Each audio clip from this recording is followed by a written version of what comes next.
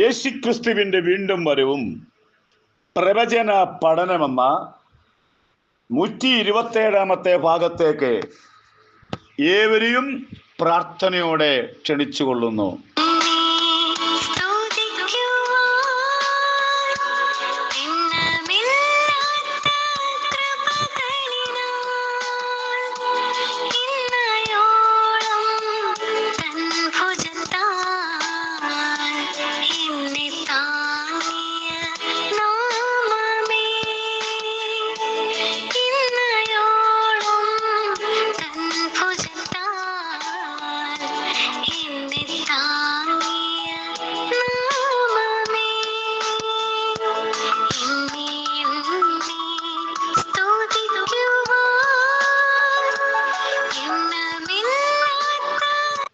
നാം ചിന്തിക്കുന്നത് പരിപാലനവരം, രണ്ടാമത്തെ വരം.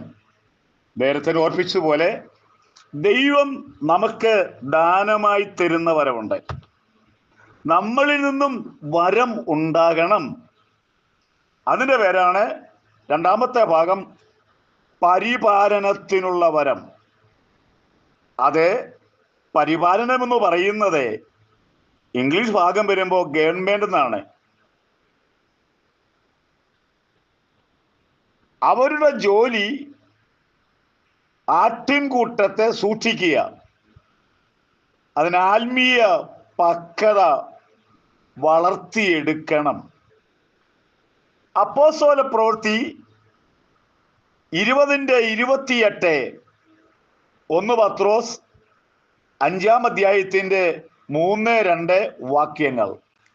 നിങ്ങളെ തന്നെയും സ്വന്തം രക്തത്താൽ സമ്പാദിച്ചിരിക്കുന്ന ദൈവത്തിൻ്റെ സഭയെ മേയിപ്പാൻ പരിശുദ്ധാത്മാവ് നിങ്ങളെ അധ്യക്ഷരാക്കി വെച്ചു. അടുത്തത് നമ്മളെ ചിന്തിക്കേണ്ടത്, ആട്ടിൻകൂട്ടം മുഴുവനെയും സൂക്ഷിച്ചൊള്ളുവീൻ. പരിശുദ്ധാത്മാവാണ് നമ്മളെ അധ്യക്ഷന്മാരാക്കി വെച്ചിരിക്കുന്നത്. എന്നാൽ നമ്മൾ ചെയ്യേണ്ടത് ആട്ടിൻകൂട്ടത്തെ മുഴുവനെയും നമ്മൾ സൂക്ഷിക്കണം. 1 പത്രോസ് 5:2 വാക്യം, നിങ്ങളുടെ വിചാരണയുള്ള ദൈവത്തിന്റെ ആട്ടിൻകൂട്ടത്തെ മേയിച്ചുകൊള്ളുവീൻ. നമ്മൾ ചെയ്യേണ്ടതാണ്. നിർബന്ധത്താലല്ല, ദൈവത്തിന് ഹിതമാമണ്ണം മനഃപൂർവമായും. അതിനകത്ത് ഒരു പ്രധാന കാര്യം പറയുന്നുണ്ട്, ദുരാഗ്രഹത്തോടെ ആട്ടിൻകൂട്ടത്തെ നോക്കരുതേ. ഉന്മേഷം ഉണ്ടായിരിക്കണം. അടുത്തത് പറയുന്നത്, ഇടവകളുടെ മേൽ കർത്തൃത്വം നടത്തുന്നവരായിട്ടല്ല, ആട്ടിൻകൂട്ടത്തിന് മാതൃകയായി തീർന്നതുകൊണ്ട് അധ്യക്ഷത വഹിപ്പീൻ. പരിപാലന വരവെന്ന് പറയുന്നത് ചെറിയ ഒരു കാര്യമല്ല, അതിന് വില കൊടുക്കണമെന്നാണ് പറഞ്ഞിരിക്കുന്നത്.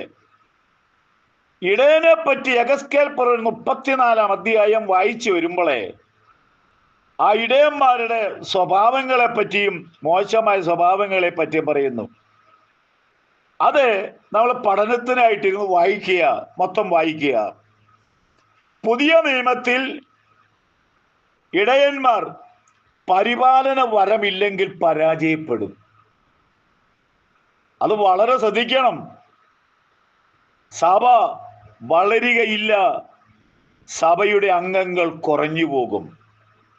പല സഭകളിലും പറയുന്ന പരാതിയാണ്, ഞങ്ങളുടെ പാസ്റ്റർ വന്നു, ഒത്തിരി പേര് പുറത്തുപോയി.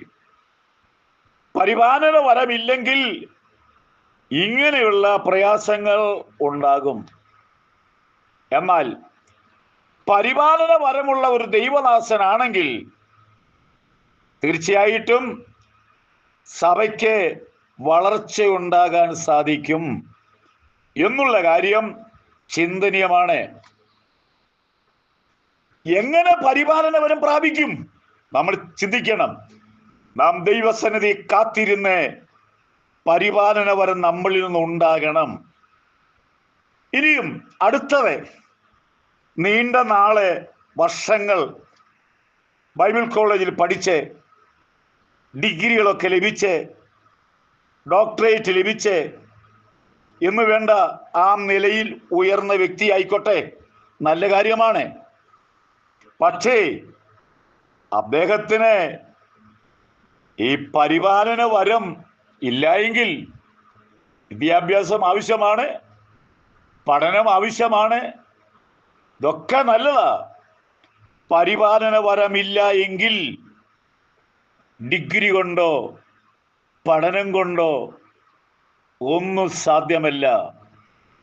സഭയെ പരിപാലിക്കുവാൻ അതിന് ദൈവസന്നിധിയിൽ ഇരുന്ന് നാം പ്രാപിക്കേണ്ടത് ആവശ്യമാണ്. ഇനി ഒരു ഇടയൻ ചെയ്യുന്നത് എങ്ങനെ ചോദിച്ചാൽ, ആടുകൾക്ക് വേണ്ടി ജീവനെ തന്നെ കൊടുക്കുവാൻ യാഗമാക്കുന്ന ഇടയനെയാണ് ദൈവസഭയ്ക്ക് ആവശ്യമായിരിക്കുന്നത്. പഴയ നിയമ ചരിത്രത്തിലേക്കൊക്കെ പോയി കഴിഞ്ഞാൽ നമുക്ക് വളരെ പരിചയമുള്ളൊരു ആളാണല്ലോ ദാവീദ്. തൻ്റെ അപ്പന്റെ ആട്ടിൻകൂട്ടത്തെ മേയിച്ചുകൊണ്ടിരിക്കുമ്പോൾ ഒരിക്കൽ ഒരു കരടി വന്നു, തന്നെ പിടിക്കാനല്ല ആടിനെ പിടിക്കുവാൻ. ഒരിക്കൽ സിംഹം വന്നു, ആടുകളെ കൊണ്ടുപോകാൻ വേണ്ടിയാണ്. ദാവീദിന് ഓടി രക്ഷപ്പെടാമായിരുന്നു. എന്നാൽ ദാവീദിന്റെ അപ്പന്റെ ആടായിരുന്നാലും തന്നെ ഏൽപ്പിച്ചത് കൊണ്ട് ഈ ആടുകൾക്ക് വേണ്ടി മരിക്കാൻ വരെയും ഏൽപ്പിച്ചു കൊടുത്തു. അതിന് സംഭവിച്ചത്, കരടി ചത്തു വീണു, സിംഹം ചത്തു വീണു. ആടുകൾക്ക് വേണ്ടി യാഗമാകുവാൻ സമർപ്പണമുള്ളവരെ ഇന്ന് ദൈവസഭയ്ക്ക് ആവശ്യമാണ്. എന്നെ കേൾക്കുന്ന പ്രിയപ്പെട്ടവരെ, നമുക്ക് ചിന്തിക്കുവാനുള്ള ചില കാര്യങ്ങളാണ് ഞാൻ പറഞ്ഞിരിക്കുന്നത്.